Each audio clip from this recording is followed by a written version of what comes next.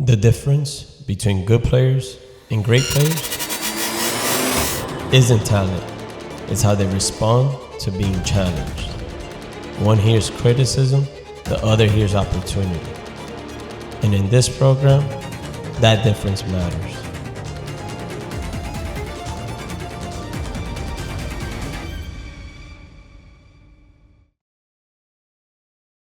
Taking it personal, right? Some players cannot take the hard coaching. They take it personal, opposed to constructive criticism, right? Sometimes hard coaching comes out the wrong way, but taking it personal is not correct.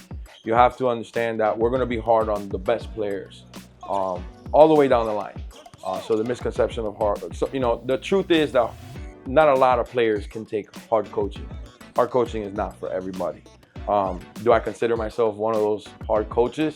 Yeah, if you don't doing the things that you're supposed to do as a leader or on the team, I am going to get on you. So if you're the correct player, you'll take correct criticism and you'll fix it and you'll do it, and we'll shake hands and we'll talk about it after practice. But taking it personal is the incorrect approach to hard coaching. And I think that's what some players misunderstand. It's not a target. It's more like corrective criticism a hard way, and you fix it and we're good. But I think standards overplays talent. Why? Because that's going to happen every day. In my opinion, there's some talent sometimes that won't work hard enough as the guy who's standard there every day, committed, will do anything that's needed for the team, remove selfish behaviors. So that standard guy sometimes overplays the talent just because of the extra work and the intensity and the idea they have and bring, while talent sometimes feels like they are entitled to getting something instead of earning it like the standard guy would.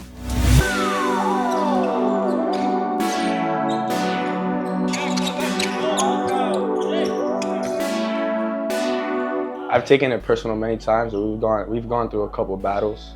So I've definitely felt like he was too hard on me. But without that, I don't think I'll be the player I am today. So I'm 100% grateful for that, and I wouldn't want it any other way. Players who shut down limit themselves to becoming mediocre players and just good players. When players who grow and take criticism and get better off of that will become great players and eventually play at the next level. If you're not willing to sacrifice everything, you're not going to be a great player. You're just going to stay and you're going to limit yourself. And without sacrifice, you're not going to be a good basketball player.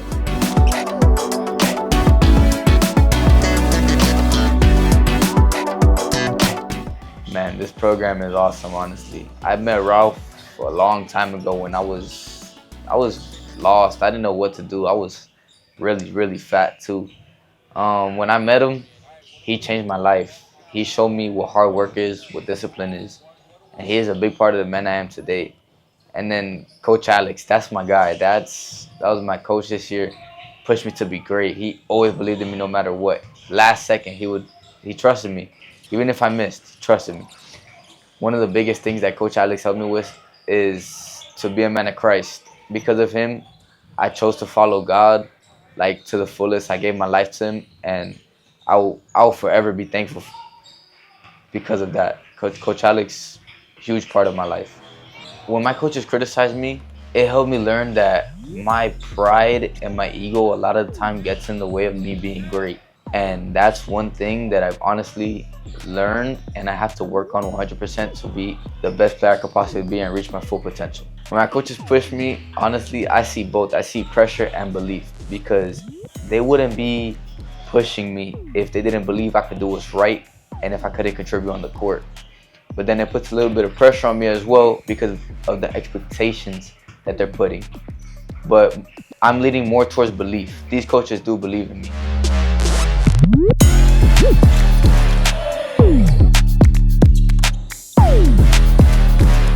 The young men that I want the program to produce is just young men that are hardworking, men of integrity, young men that respect others, right? I want young men that have character, right? Men of God, that fear God. I think that's the most important thing with this program. That's the vision that God had given me originally, and that's still intact to this day. So, just men of God that honor God and honor others and do things with the right intention. What I've learned from this team recently is that we got some athletes, some players that are dogs, right? They're gonna compete day in and day out.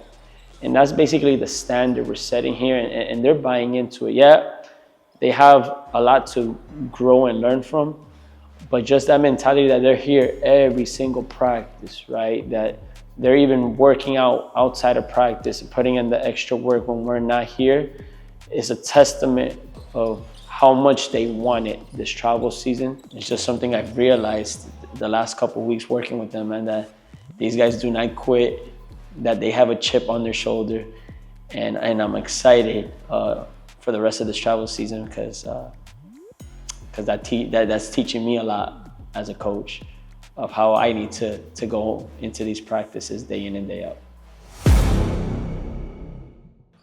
Here we hold each other here accountable at Vice City by regrouping and telling each other, because we all have a role here in the team, and if we see that you're not doing the role here at Vice City, we're going to hold each other accountable by regrouping and telling them what they're doing wrong. You can't take no plays off, and you have to give 100% no matter what. That includes talking on defense, diving for loose balls.